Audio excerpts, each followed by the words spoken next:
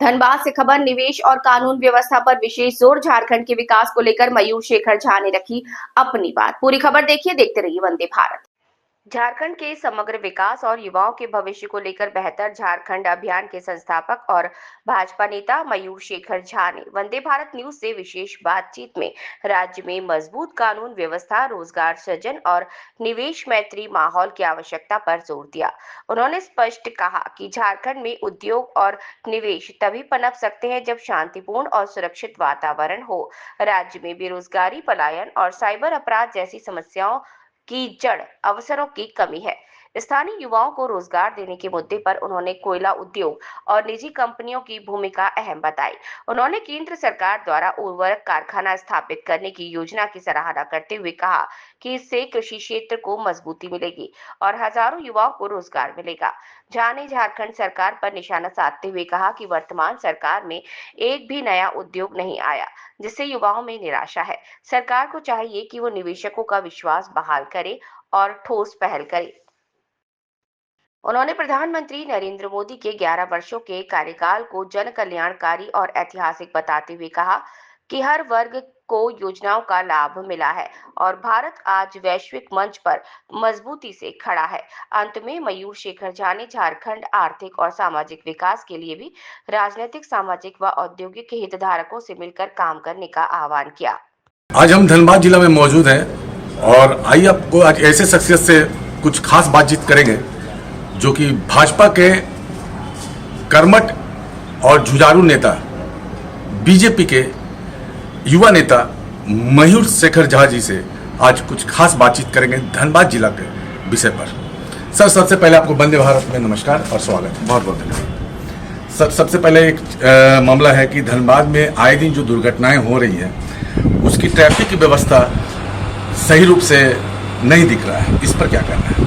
देखिए, जब झारखंड के यशस्वी मुख्यमंत्री माननीय हेमंत सोरेन जी विदेश दौरे पर गए हुए थे ये कह के कि वो झारखंड के लिए निवेश लाने गए जा रहे हैं, उसमें मैंने एक वक्तव्य जारी किया था जिसको आप जैसे मीडिया साथियों ने बहुत अच्छे से चलाया भी था। और उसमें मैंने कहा था कि आज जहाँ तक निवेश की बात है या जहाँ तक विकास की बात है तो झारखंड के लिए प्राथमिकता विदेश दौरे के माध्यम से निवेश आना नहीं है।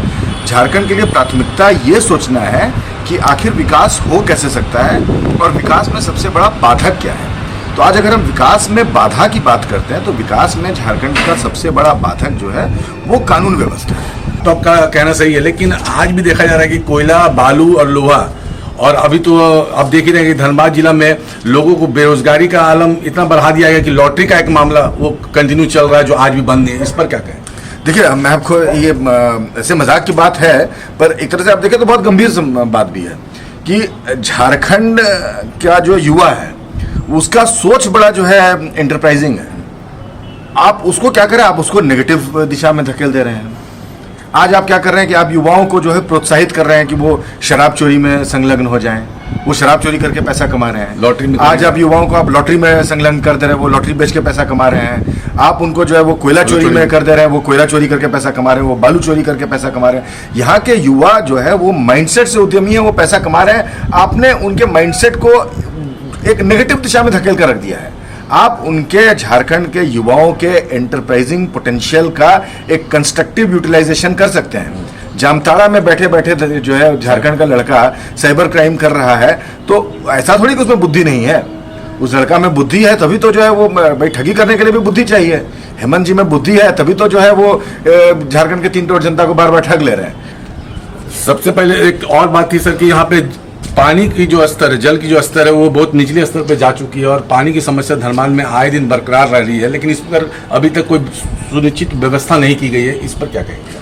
मैं मन ही मन सोच रहा था कि किस मुंह से सरकार का एक नुमाइंदा और स्पीकर जैसे महत्वपूर्ण पद पर बैठा हुआ सरकार का एक नुमाइंदा गर्व के साथ कह रहा है, वो खुद कह रहा है कि यहाँ पर पानी की समस्या हर गर्मी में हो जाती है। और एक प्राइवेट लड़का सामने आकर, एक प्राइवेट उद्यमी सामने आकर, एक प्राइवेट समाज सेवी सामने आकर वो व्यवस्था की पूर्ति कर दे रहा है। सरकार उसको सम्मानित कर रही है, लेकिन सरकार अपने गिरेबान में झांक कर नहीं देख रही है कि जब ये एक पेरेनियल समस्या है तो उस समस्या का एक लॉन्ग लास्टिंग सोल्यूशन क्या सरकार ने निकाला है। पानी की समस्या ऐसा तो है नहीं ना कि इस बार होगा पिछली बार नहीं हुआ था, हर साल होता है। और राजस्थान जैसे प्रदेश में जहां पर कि जल स्तर हिस्टोरिकली बहुत लो रहा है, आज पेयजल का समस्या नहीं बचा है वहां पर। आज झारखंड जैसे राज्य में पेयजल का समस्या, इतनी नदियां यहां पर बह रही हैं, यहाँ दामोदर नदी बह रही है, बराकर नदी बह रही है, साहिबगंज में गंगा नदी बह रही है, नदियों का एक पूरा जाल बिछा हुआ है झारखंड में, जिसमें कई सारे पेरेनियल नदियां भी बह रही हैं। उसके बाद भी अगर झारखंड में गिरते हुए जल स्तर को रोकने की दिशा में सरकार कुछ नहीं कर पा रही है, तो सरकार को मान लेना चाहिए कि सरकार का ये प्रायोरिटी नहीं है। यहाँ सरकार खुश है कि रोज धनबाद से करोड़ों रुपए का कोयला चोरी हो जा रहा है। सरकार यहाँ खुश है कि हम जो है मैया सम्मान के नाम पर भीख दे रहे हैं, हमको वोट मिल जाएगा उससे, उसके आगे हमें ना कुछ करना है ना कुछ सोचना है।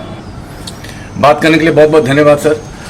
ये थे मयूष शेखर झा जी, जिनका कहना था कि सरकार कहीं ना कहीं अपने कार्यों में विफल है, क्योंकि इतनी सारी योजना है लेकिन उनको धरातल पर लाने के लिए वो चाहते नहीं है। और इंडस्ट्रीज यहाँ पे काफ़ी खुल सकती है, जबकि यहाँ पे मिनरल्स काफ़ी मात्रा में उपलब्ध है, जो हर क्षेत्र में, हर देश विदेश में भी यहाँ के मिनरल का उपयोग होता है, लेकिन यहाँ इस मिनरल का हम लोग उपयोग नहीं कर पा रहे हैं। तो कहीं ना कहीं झारखंड सरकार अपने कार्यों में फेल है। वंदे भारत से रिपोर्ट सुनीत वर्मा, कैमरामैन मनीष जी के साथ।